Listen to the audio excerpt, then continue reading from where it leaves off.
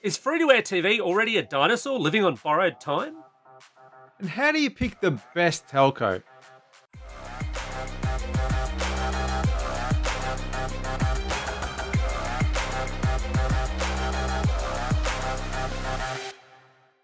Vertical Hold is proudly brought to you by Aussie Broadband, changing the game with their award-winning network and Australian-based support. Hi there. Welcome back to Vertical Hold Behind the Tech News, the tech podcast where we catch up with Australia's leading tech journalists to dive into the big tech stories of the week. I'm Alex Kidman, and joining me in the virtual Vertical Hold studios, as usual, is Adam Turner. Hey Adam, I've got some bad news for you, I'm afraid. Tesla's officially announced that the Cybertruck has been delayed until next year. So, do you have a backup ride plan if the crime-fighting truck isn't quite ready yet? Well, I was hanging out for that crime-fighting truck, but I think it's time for Night Boat, the crime-solving boat. It only goes in the water, but every week there's a canal or an inlet or a fjord, so it'll be all right. Look, we've got to hope there isn't too many signs of a drought then. Yes, that would put a bit of a crimp in its style. We're also joined in the studio by ZDNet Australia editor Chris Duckett. Chris, if you had to pick a vehicle as your crime-fighting rig of choice, what would it be? Oh, I'm starting to think something in NFT where the T stands for truck. Although I'm starting to think it stands for no effing truck, but oh well. I was wondering what the F was going to stand for there. There's not too many choices on the F, and I'm riding with it. This week, we're going to be diving into the best way to pick the right mobile telco for your needs directly. But first, it's time for a TV break. Or is it? Figures this week suggest that the slow decline in free-to-air viewing figures is more like an avalanche. We caught up with TV BlackBox's Steve Molk to talk the future of TV in Australia. Steve, welcome back to the show. Look, it's so great to be here. This week we learned that last year, more Australians watched streaming services like Netflix than watched free-to-air television for the first time. Now, I'm sure that doesn't come as a surprise to some people, but it's still a big deal for broadcasters, content makers, and for viewers. What does this mean for the future of television, for the future of entertainment? Look, to paraphrase one of the greatest characters in movie history, it was inevitable, Mr. Anderson. Yes. I don't think there's any other way that we saw this going. And while I acknowledge that maybe some content creators might have been surprised, they have been living in a cave for some time because the evidence we have, at least in Australia, is that our linear broadcast networks aren't really commissioning or giving people a run like they used to, whereas our streamers are being, and by our streamers I mean all of them, not just the Australian ones, are being a little more generous in what they're commissioning because they know that their time is coming and the others, it's on the wane. So is it one of those things where if I look like I'm doing the right thing, they won't force me to do the right thing?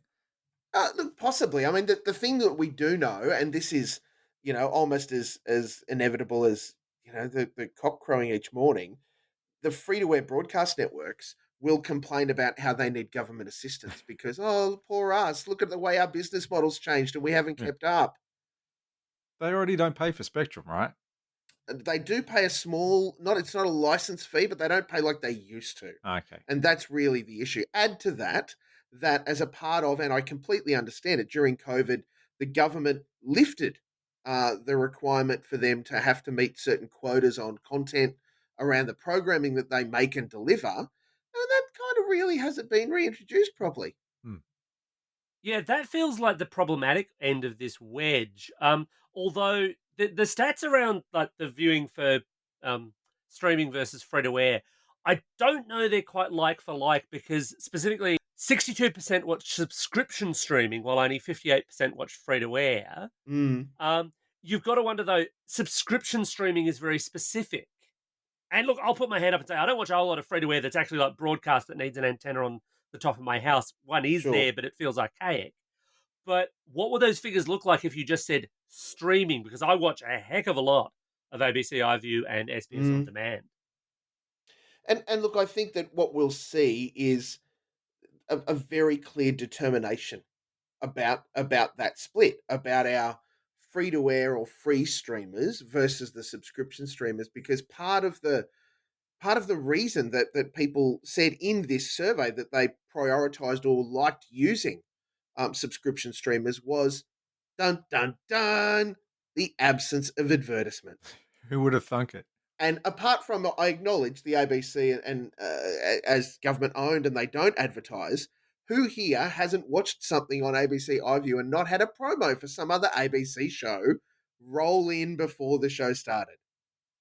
I can live with that though. That's Oh, not too bad. it's totally better legit than an business ad for model. I'm fried all chicken for in the it. middle. Yeah. I'm all for it. That I think that's the problem is that there would be largely more acceptance of the particularly your 9 Now, even SBS On Demand, because it's horrible when it comes to this, 7 Plus and 10 Play. We'd be more accepting of those guys in the streaming space if they could just get their UI to work properly so that the ads rolled out in a way that was both acceptable, not at places that seem to be not at the ad breaks, Yeah. and we didn't see the same ad every ad break. Yeah, absolutely. And they have got a little bit better at that because there was a time, as you say, when you watch TV, it's made with ad breaks in mind. So they stop at a certain point, they run an ad. These streaming services just go, I've been running for 5 minutes. Doesn't matter if you're in the middle of the word, stop and show you an ad. Are they getting better at that or? I think what we're going to see, and we're starting to see it a bit now, we'll see it more, is that we, people of a certain age, and I include the three of us in that grouping, Young men. are used to, that's right, used to this idea that they make programs with ad breaks. Mm. If I look to my teenagers, that's becoming a very distant kind of understanding for them because, as we know, stuff that's made for your Disney Plus, Amazon, like made for Netflix, made for the streamers, they don't need ad breaks. They'll write scenes and they'll write stuff. So the nature even of writing drama, comedy, and those sorts of things in a televisual kind of idea is changing because I don't need to go build up, build up, build up, joke, ad break. Yeah. They're also not looking at it from the view of classical live TV because anything streaming, anything built for streaming, you can pause at any time. So Yep. that classic thing of, oh, the ads are on, right, time to go make a cup of tea, hit the bathroom, whatever, that doesn't need to apply to streaming content at all. Mm. At the same time, I found it interesting. The free to air industry insisted that it also, apart from government subsidies and so on, that it also required prominent positioning on smart TV UIs. That they Ugh. didn't feel like they were getting a fair shake when it came to not having prominence right next to the Netflix button that seems to be on every smart dongle remote that you can buy these days. Steve, what's your take on that? Boo hoo, cry me a river. Honestly, like it almost doesn't matter where you sit. If you provide value to a viewer, a consumer, a subscriber, they will hunt you out. They will Mm. want you on their thing. I mean, you could argue in the same sense, should the government legislate that every streamer needs to make sure that their app is available on every smart TV? I've got two different smart TVs in our house, and as an example, I can't get Paramount Plus on one of them. They just don't, and it's not that old, but they just don't make it for that model of that manufacturer's television. We're talking So, LG, cough, cough. no, this is a Oh, Samsung, okay. but admittedly, it is probably 4 years old. But it's Yeah. got everything else. It got a BritBox app, Yeah. right? BritBox is younger than Paramount Plus, so there's some challenge in that. I would also put that this idea that our native, our Australian broadcast services, that their apps, or in fact that anything they do should be prioritized over anyone else, strikes me as a little bit anti-competitive. And we all know what happens when anti-competitive stuff starts to pop up in the marketplace. Big fines get tossed around. But also, the Australian broadcasters had a chance to do this right and they stuffed it up. They had their whole Freeview initiative. They Yep. built their app and they used the HBB TV platform that no TV had Oh, and the God. green button thing that wouldn't work on most TVs and nobody's even heard of. And most listeners probably don't even know what the hell I'm talking about. You're better If not remembering it, Yeah, yes. if they had done that the right way and followed international standards and made it work in a seamless way on a lot of devices, every TV remote would probably have a Freeview button on it because it would be worth having there, but it's not. Oh, look, if I can be the characteristically frustrating guest that I am, because I get this feedback from Or Vertical we Hold wouldn't expect listeners, anything else, really. right? We have to cut. We have to cut the Australian broadcast networks a little bit of slack because while we get to have a look in hindsight and go, they should have known and they should have been building it all. Yes, in part that is the case. They also were building stuff literally as the plane was flying. Yeah. Like they were putting covers on wings and all sorts of stuff. And that there's difficulty in that because you do have a desperation where you latch onto a technology or you latch onto a solution and 8 times out of 10 you pick the wrong thing. So had they magically come up with the right thing or followed the right international standard, we'd be having a thoroughly different conversation now. I think it's also fair to point out some of them did it better than others. One of the big Yep. reasons I like ABC iView is generally it works.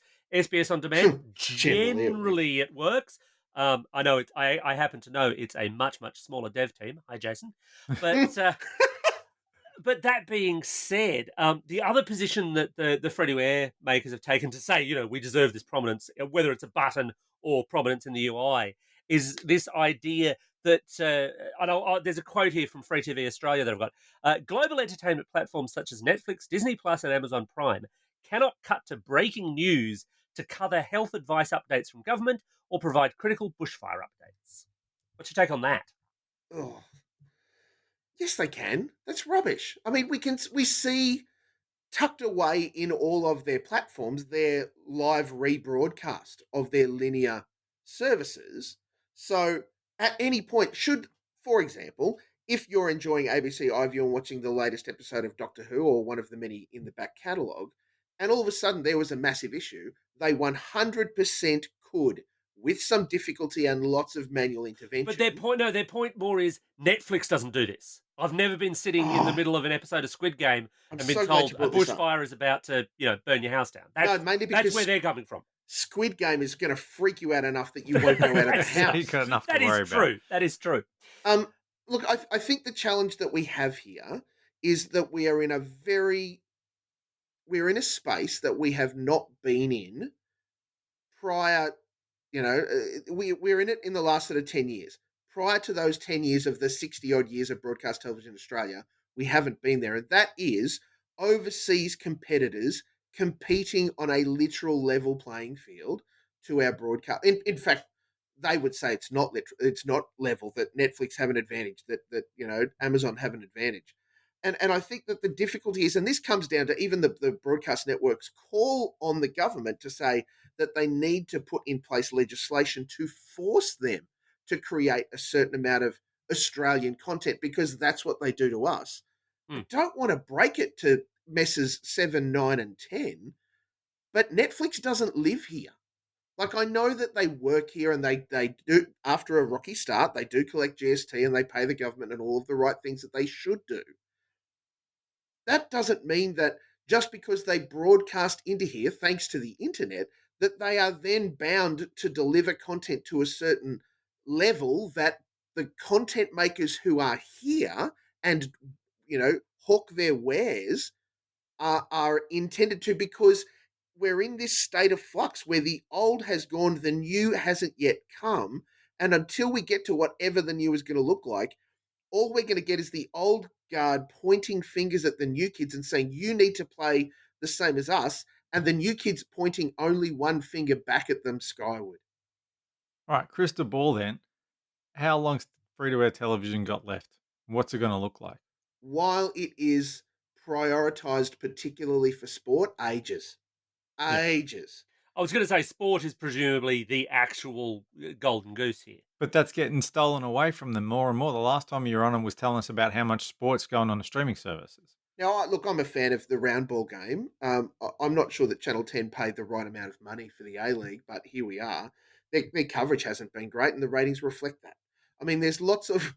Sport hasn't totally left free-to-air networks. However, the anti-siphoning list, in all of its bizarre glory, still exists. And while it still exists, it prioritizes broadcast free-to-air networks. 7, 9, and 10 are, air quotes, safest houses. I mean, it was one of the reasons in that survey that people still watched free-to-air television, broadcast linear television, because That's where the news was, and that's where sport is. Yeah. So as soon as that changes, mate, it is game off for linear broadcast TV. See, I haven't watched much Mm, broadcast news for years, not on a regular basis anyway. you should. And It's quite the game. and regular listeners will be aware of how much sport I'm into, unless you count professional wrestling as a sport. But what does this mean for the telling of uniquely Australian stories, for Australian drama? Because isn't that the Yeah. area that's going to suffer? Netflix will pick up crumbs here and there, Amazon will pick up crumbs, but that presumes that this stuff is being produced by someone else. We saw, I think Netflix picked up the Monkey series that the ABC did a couple of years ago as an Yeah. example, but that was pre-existing content. If there's no drive to make that pre-existing content, are we just saying, yeah, okay, we're just the 52nd US state as far as TV content goes? Right. Clear the decks, guys. This podcast has just become an hour. I have many, many feelings about this. Just to kind of keep it tight, give you the précis before I open up my thesis. In Australia, we are incredibly blessed to have some of, at a global scale, the best creators, writers, and directors, cast, behind the scenes, all of those sorts of people living and making a living here in Australia. It's incredible the stuff that they churn out when they're given the opportunity, in part through quotas, but also in part when there's money to encourage them to do so. We see incredible stuff. I think of stuff like The Slap, that was the Christos Chalkos book that became a great series on the ABC. I think of, even if we want to be really pointed, RFDS, which was a great drama series on Seven last year, that, get this, they're not making any more of because it skews too old. The last time they did this, there was a huge undercurrent from the viewers, and it got picked up by Foxtel and ran for another 6 seasons. Mm. That was a place to call home. We have people that make stuff here that is incredible, that sells overseas and does huge business. The notion that that there's no creativity and we just have to be America is, I think, a little bit rough. That said, when you've got these streaming services that find their home in America, and that's where the decision makers live, we have to be drawn into playing the game their way, because that's where the money is. That's where the opportunity is. So we lose out by not hearing Australian voices and seeing Australian stories on our screen. So we should fight for it. At the same time, they're good enough that we need to front up to places like Netflix and whatever and go, hey guys, this is really good. You need to believe us. This is really good. But how much of what we have that's produced locally is actually I just married someone I first met crap? Like, because I've been watching some of the tennis. The tennis is the only, well, sorry, no, sport is the only time when I watch free to air television. Yeah. I'm not even really that into the tennis. It's more that my daughter's been into it, so it's been on. I've been watching a bit of it, and they keep flogging all this reality TV crap to me, which is like I got no interest at all in watching free to air television. Does that count towards the Australian quota? Like, how many good shows are there for those kind of crap shows? You mean the lifeblood of Australian television? Yes, the lifeblood of The stuff Australian that, television unless that's I'm choking very it. much mistaken, rates. Yeah, But well, You might not like it, but it rates. that's a sad reflection on the country as a whole, really. But, but even in what you guys have just said is in itself amazing. On one hand, the free-to-air broadcast commercial networks hitched their wagon to reality television early because they saw it as an alternate revenue stream. yes. Because they knew, at least at that point, people were walking out the door and subscribing to Netflix, and in Nine's case for them, thankfully, Stan, and 10 recently Paramount Plus, but they're signing up to all these services. So with eyeballs going, ratings drops, which reduces their income. Now, they are still rating. However, let's be fair, in the 9 seasons, and we are starting the 9th season of Married at First Sight in the coming week. Believe that, friends. I pride myself on not seasons, knowing that fact. it will premiere big, massive. Yeah. However, the massive that it premieres for season 9 is distinctly lower than when Married at First Sight was hitting its chops around season 2 or 3. Like, the big numbers it was doing then, it's doing 2/3 to a half of now. And the catch is that now that's still massive. So the ratings and our expectation of them have shrunk.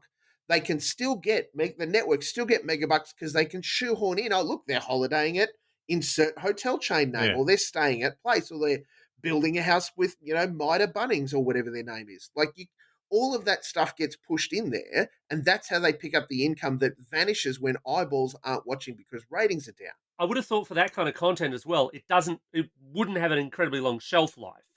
If you're watching Married at First Sight, if you're watching any reality TV, it's all about that water cooler discussion in the office the next day.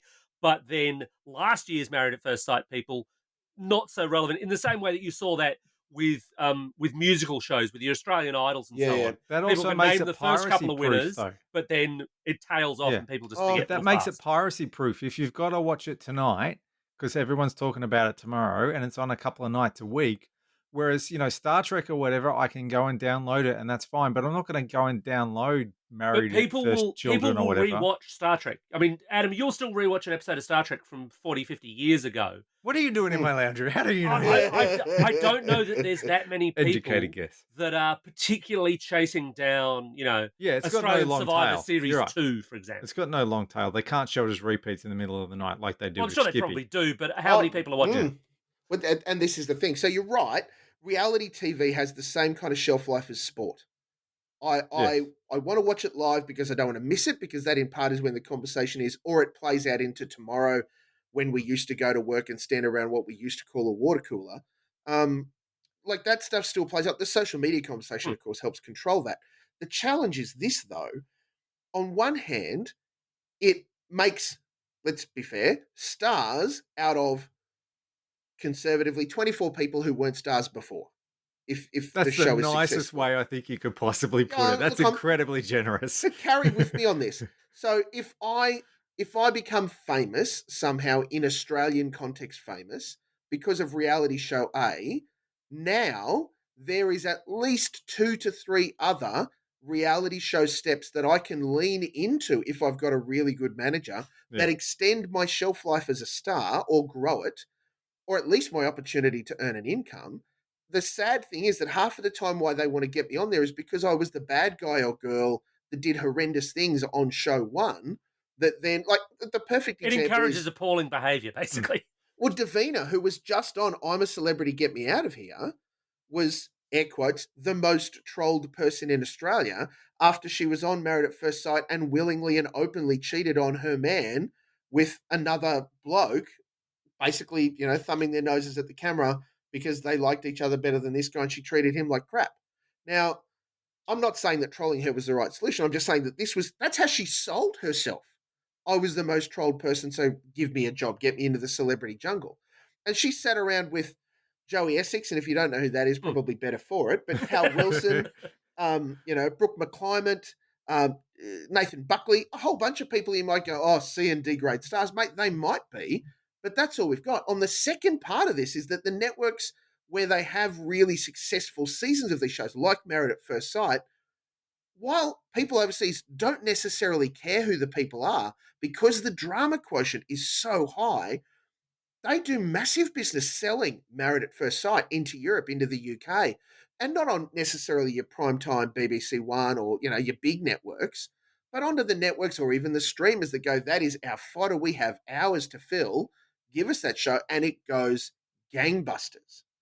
So, the third chain of income opportunity for a Channel 9 is to make the show, sell ads, introduce stuff that we can wedge into the show so you can't miss it, and then hopefully sell it OS and make a mega bucks off it that way.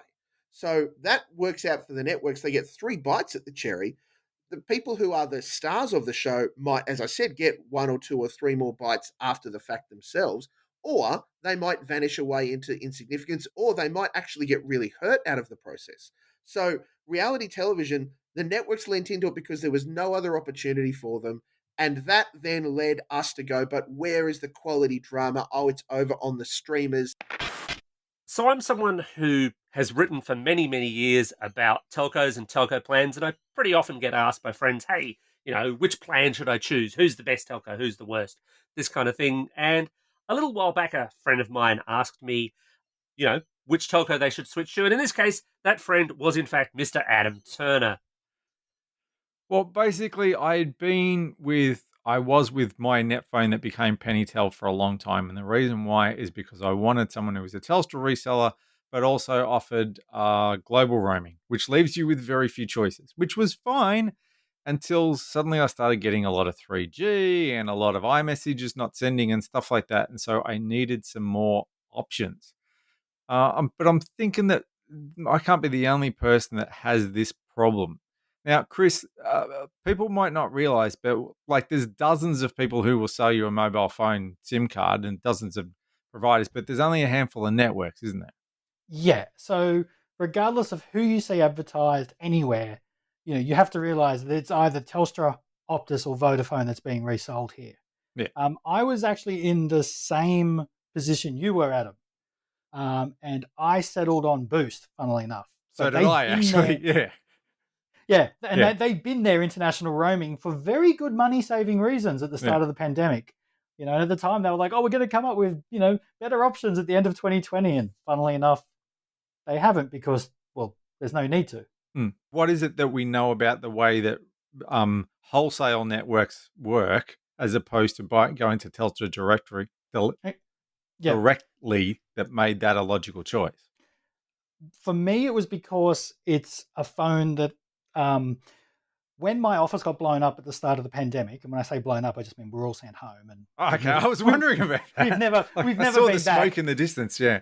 So at the start of the pandemic in 2020, we were sent home, uh, never to return, as we later found out. But I basically just needed a work phone. I don't like people having my personal number.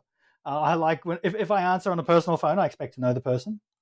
Crazy as that may seem, but basically the reason why I wanted an MVMO was so it was going to be fairly low usage. Like I wasn't going to use it typically for much data. It's just phone calls and international roaming. And Boost ticked those boxes. And for someone that has friends and family that are in regional Australia, I basically end up boxed in a corner where I pretty much have to get Telstra. Now, for those playing along at home, NVNO is Mobile Virtual Network Operator. Basically, the resellers that lock onto Telstra or Optus or Vodafone. Increasingly these days, it's Optus. The majority of the MVNOs are on the Optus network, smaller proportion on Vodafone or Telstra. And of course, Vodafone has a whole bunch of sub-brands itself because it's owned by TPG, so all of their stuff is on Vodafone, logically enough.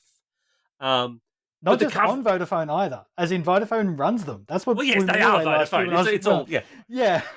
It's all the same thing. It's called Kogan. It's actually Vodafone. That's white labeling. That's a little bit different again. But yeah, true. What a lot of people look at are the coverage maps that the telcos provide. They kind of go, "Hey, do I have 3G or 4G or 5G coverage in my area?" Chris, how reliable are telco coverage maps that they show to consumers? Oh, unreliable, completely unreliable. You only know the truth once you go there, unfortunately. As we've discussed previously, telcos measure this in a different way. Probably one of the better examples of this was in recent months. I was on the other side of Orange, out near Mount Canobolas, if people know that area. Now, I was out there and I was hooked up onto my personal phone, which is full Telstra, and I was like, oh, okay, cool. I should get coverage. It was a bit touch and go. Funnily enough, I was switching between it and the Telstra reseller, and the coverage was exactly the same. Now, I know technically that the MVMOs don't sort of get the last couple of percent of coverage. In this instance, they were both equally crap, which should tell you everything you need to know about coverage maps. But see, this is the interesting thing that because I was with Pennytel, so they are basically a Telstra reseller. So you're using the Telstra wholesale network. Now, I did not want to move to Telstra itself because I don't really need 5G and I don't want to pay Telstra prices, but I want to be on the Telstra network. So I'm thinking to myself, well, is the problem with Pennytel actually with Pennytel or is it with the network? And if it's with the network, does it really matter if I move to someone else who resells Telstra? But it's not always the same, is it, Alex, in terms of who gets access to what? As you say, just because they're selling the Telstra network doesn't mean that you're getting all of the Telstra network, does it? No, it doesn't. So Telstra specifically has a thing it calls Telstra Wholesale. And anyone who's on Telstra wholesale will use phrases like parts of the Telstra 3G and 4G network.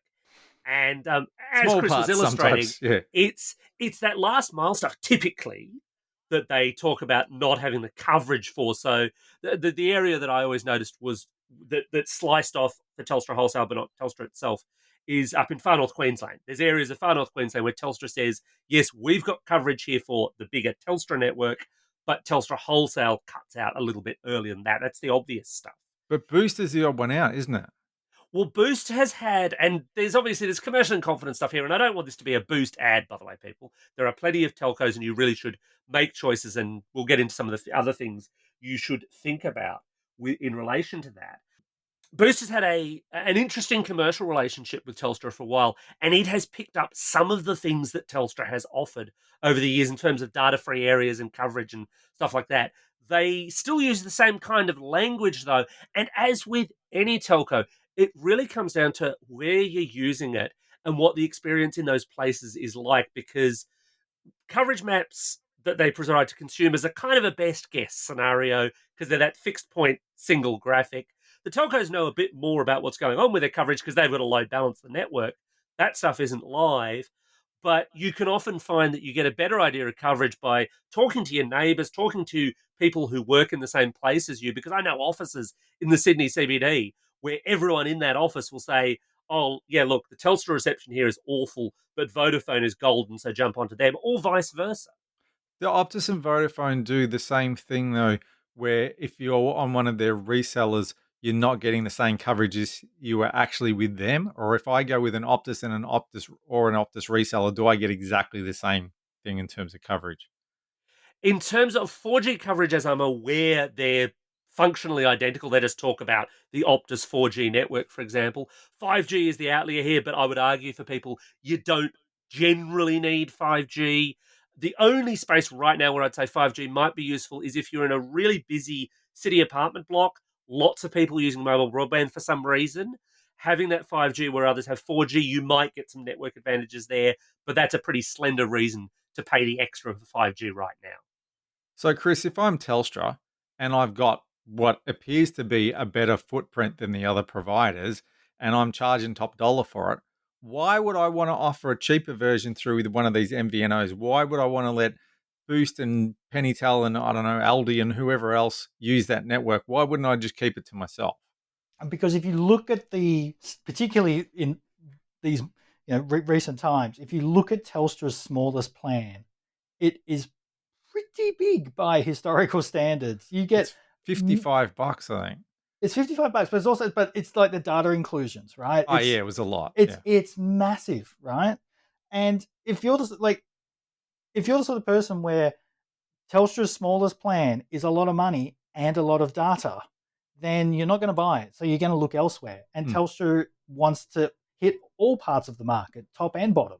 They've got their own Belong as well. Each major network now pretty much has their own sort of sub-brand that's targeting basically stripped down. Or several. Yes, one or more. But, they're basically, you've got the premium service stuff on top, and then you've got underneath it cheaper, where the connection is more like a dumb pipe, how I would argue probably how it's meant to be. If that's all you care about is just getting a connection cheaply with a lot of data, you can do that on the MVMOs or on these sub-brands. And that's why Telstra still will, even though it tries to package itself as top tier, why it also plays at the bottom end of the market.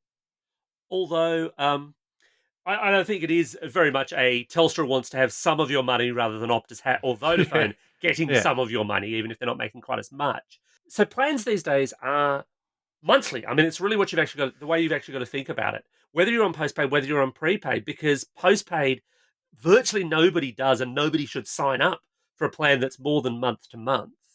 And that gives you, the consumer, some advantages, especially when it comes to extra features, which you may or may not need, especially things like global roaming. Right at the moment, who needs global roaming? Very, very few of us are traveling or are going to be able to travel for a while. So not having global roaming, I think, my view, not a huge thing. But if you needed it, you could just jump to a telco that offers it. No, I don't want to do that. That's the exact point I was going to make. And I've had people say that before. Oh, why don't you just move your number to a different telco for the 1 week that you're overseas. I'd rather punch myself in the nuts. I know how painful it is to move between telcos, and because actually I've just done it then. It wasn't too bad this time, but in the past, I know how I've painful been it is, in but it wasn't yeah. painful, he Yeah, well, no, but says. in the past, I've been stuck in that no man's land where neither of them thought I was a customer for 2 days and no one could ring me, or I could ring on two different. It's just a shit show. Why would you want to do that to yourself? I reluctantly went with Boost, not because I didn't want to be with Boost, but because I don't like the idea of,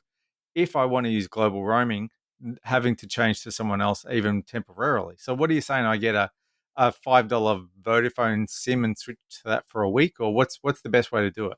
I would seriously look at that. I mean, there is still plenty of travel sims around, and those are still going to be a market, when and if travel Yeah. becomes a much more regular thing again. But I would seriously suggest look at, and it doesn't have to be Vodafone. There are a few others that do it. Vodafone's of the big telcos. Vodafone's got the easiest package to understand. It's $5 a day, and you get access to whatever your plan currently has. But the switching is generally, and I agree, it's not 100% flawless. The switching is generally better than it used to be. If you look at things like the TIO complaints levels that they get now, they are less than they used to be. Not always, but they are generally less. That market has trended and gotten a lot smoother over the years. And it's certainly something I suggest people look at, because if you've got extras that you are paying for on a plan effectively, then why pay for them if all you need is simple stuff? In the same way that for an awful lot of people, our mobile data needs have plummeted over the last 2 years because everyone's stuck at home and the phone's sitting on your home Wi-Fi typically. So, Chris, what's your solution here? If you're on Boost next time you need to global roaming, what will you do? Well, let me do this by telling a story involving me, That's and what me you're here for. and me screwing up. So I kind of was in your situation and went, okay, because I also I know Alex said, oh, you don't have, you always pay month to month. Well, turned out I paid Boost for a 12-month because you can get really good deals on 12-month plans on these resellers. So my 12 months was up. I looked around and I settled on a supermarket called Coles because it was an unbelievably cheap deal. And as I think I've said previously on the pod, that it refused to go through these double brick walls that I now inhabit. Mm. And so basically, I paid up front for 12 months, used it for 6 weeks, and was more than happy to burn the money I paid. It was that bad. And I turned around and jumped back on Boost, even though it was way more than I'd previously paid. I wasn't getting any of those, lovely discounts, whatever I'd found previously. If you are jumping around, and particularly if you're a person who's paid for a year and you're thinking of jumping onto another provider, if it's a reseller, go get one of their $2 deals. Just try it. Just Great, make great tip. sure. Just make sure that you can get coverage, because for me, I flushed easily $120 down the toilet. I should have gone out and got a big cigar instead or something. So if you are jumping around, make sure that, and getting back to the coverage maps, make sure you can get coverage, because if not, you're just wasting a ton of money. And it's really all about that coverage where it matters to you kind of thing. Because in your situation, okay, it's not making it through the walls and a different network is, but that is so variable depending on where you are and where you need to be. I mean, even some of the old standards around, you must go Telstra when you're in the bush, not necessarily true depending on where you are. But again, coverage maps plus a little bit of research, plus, yeah, you're talking, what, a $4 punt, I guess, if you wanted to get SIMs for the two networks that your phone currently wasn't on, and it'd tell you nearly everything you need to know. Oh, look, in my case, I knew when I was setting up the phone, when you're setting up the SIM card and it says record your, bog standard voicemail, and it come back like I was being chopped up, like every fourth packet was disappearing. And I'm like, this doesn't bode well. Sounds like a ransom call. It's your Yeah, own pretty voicemail. much. Yeah, if it was possible to sound like cut out pieces of magazine stuck, it was like that. It was just, yeah. I mean, if I knew that, it was like, okay, that would $5 done, wiser, no issue. But yeah, no, in my case, it was three figures. So, say la vie. Well, that just about wraps up another episode of Vertical Hold. Thanks to Steve for making time for the show a little earlier, and to Chris for joining us in the studio today. Always a pleasure to be here, gents. And Chris, you've been on the show a bunch of times. You know that you're about to be hit by the Vertical Hold 3 questions o doom. I'll hit you with all three. You can answer them in any order you like. Where can people find your work online? Where can they find you on social media? And the big contentious question of the moment, if the future of nature is robotics, which animal should be recreated as a robot and why? Oh man. What about those evil geniuses that can like control a cockroach already? The future is here, isn't it? Like, oh my god. Um Anyway, if you are looking for me, just type my name into the internet. There aren't too many people with my name, Chris Duckett. You'll find me. Otherwise, I'll be on ZDNet. And if you find me elsewhere, yeah, that's your problem. It's not recommended content. I'm not sure I would recommend a Robo-Roach either. Look, recommendation. It's reality. It's awful, awful reality. I hate the future. Wait until there's cockroaches on the blockchain, or is that a tautology? It may very well be. And as always, you can catch us online at Vertical Hold AU on Twitter, at the Vertical Hold Facebook page, or at verticalhold.com.au. And as always, thanks everyone for tuning in and joining us again in 2022. Don't forget to leave us a review on your podcasting platform of choice and help us spread the good word.